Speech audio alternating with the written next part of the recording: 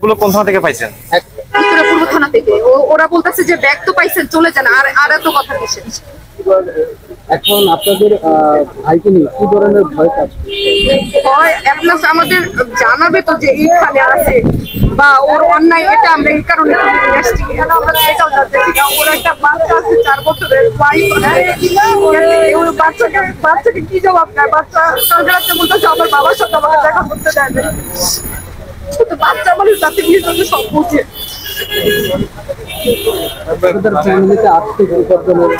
আর্থিক হচ্ছে আমার বাবা গত 3 মাস ধরে একটু ব্রেনের সমস্যা করতেছে।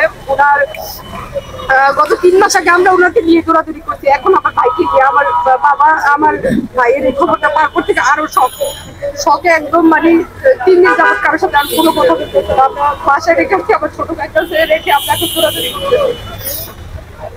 ওকে।